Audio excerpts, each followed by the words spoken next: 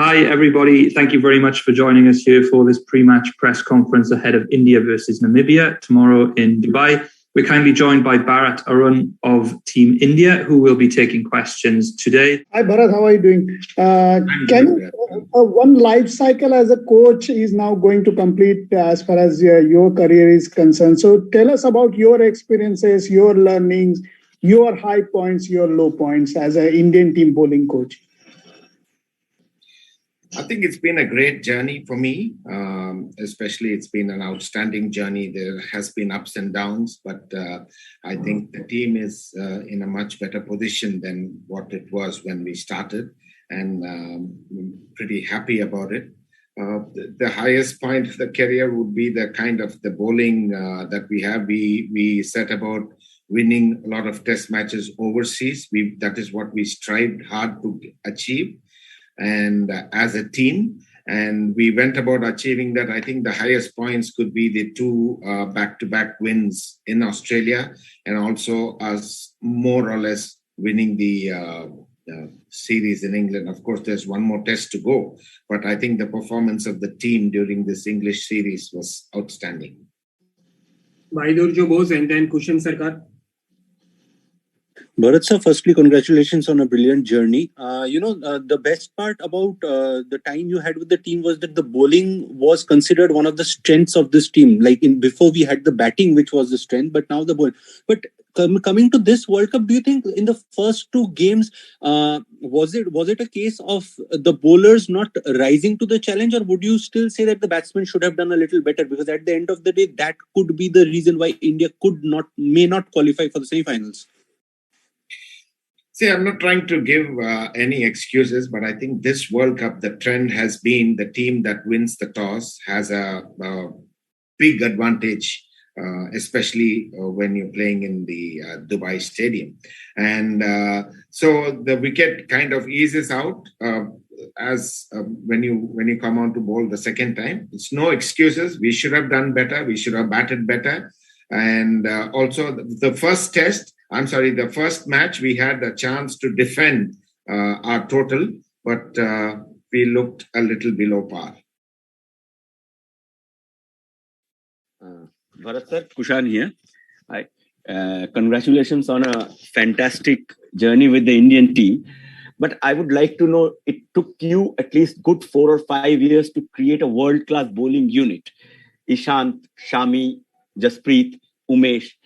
Some of them are now reaching the business end. As you leave, they are also reaching the business end, probably apart from Jasprit, within the mid-20s. They are reaching the business end, and probably they will have to be, there should be a transition phase starting. How do you see the next crop of Indian fast bowler, and what kind of time it would take? It took you a lot of time to create this World Cup class attack. What kind of time do you think the new setup might take to create an attack as lethal as this when the transformation happens? Actually, it took us a little while. It is a combination of the strength and conditioning, the physiotherapy, and the bowling department all coming together in order to create this kind of a bowling unit. India always can boast of really good fast bowlers, but then with the workload management in place, that ensured that the fast bowlers remain extremely fresh at any given point of time, so we could even rotate.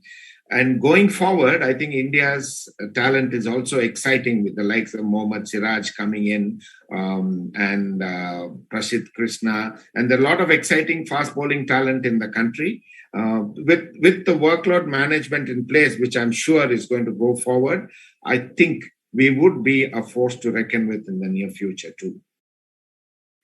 Amol Karadkar and then Aranivasu. Mr. Arun, can you just tell us the biggest challenge over the last 5 years in order to create the pool of bowlers and also balance it out with not compromising on India's best 11 as such?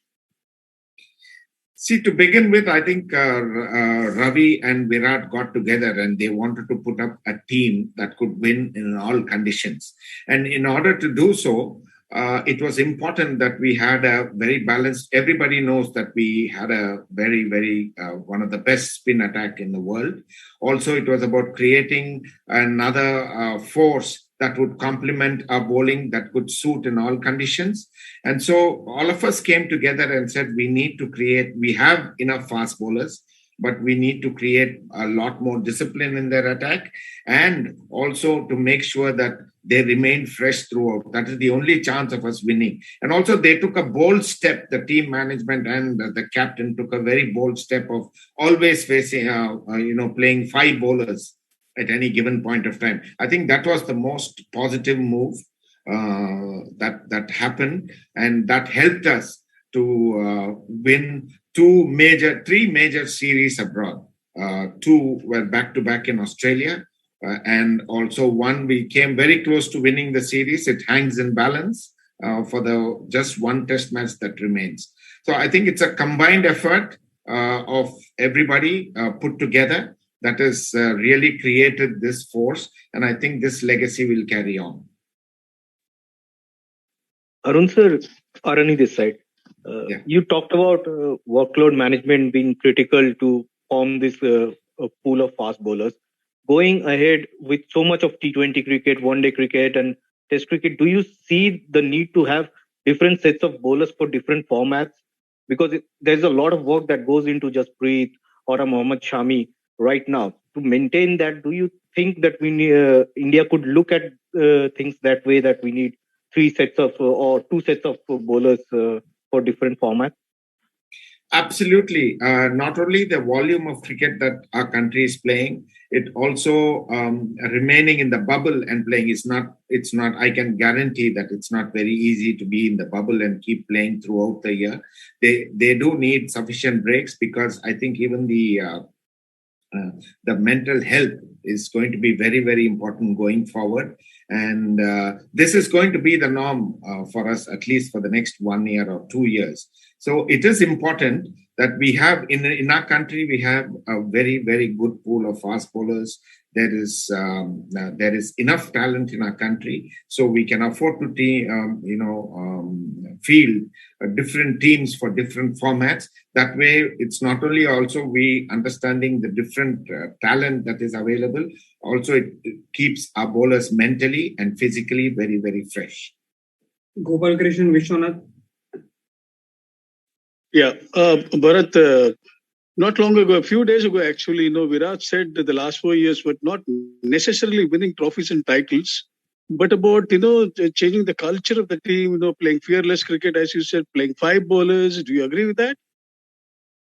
Yes, I think that is being fearless, because earlier we went in with only mostly 4 bowlers and somebody who can also bowl.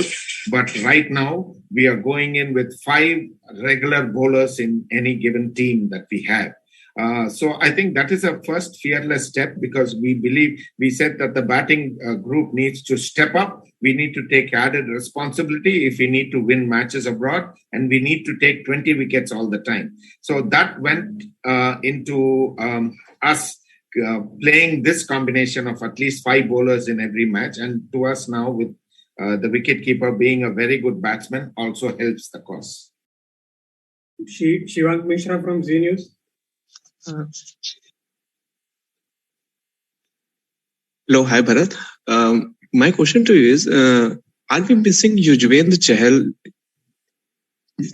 in this World Cup campaign, as he is a world-class bowler? Are we missing him? See, I think that is for the selectors to decide. We can only play with the team that has been given to us, and I wouldn't like to dwell too much on that. Do you have any more?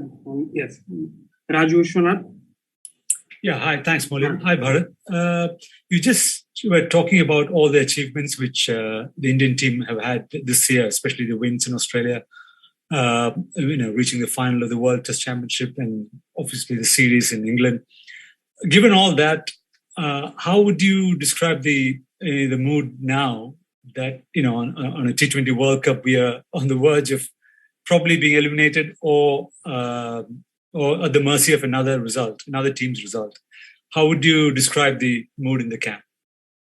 Obviously, we are a very good side. We were the tournament favorites when we did start, but it was most unfortunate that we lost the first two games, and that put us in a very precarious situation that we are in today. Obviously, we are expecting to qualify. We are backing Afghanistan to do well in this tournament. But again, in sport is all about ups and downs, and you need to accept and move on.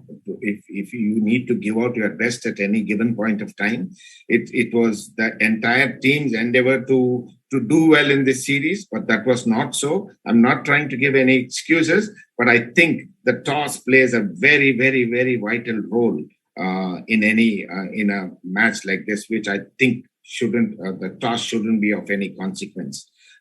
But here, the toss gives a very undue advantage, and that's the reason why there's a huge change between batting in the first innings and batting in the second innings, and that shouldn't be the case in a very short format like this.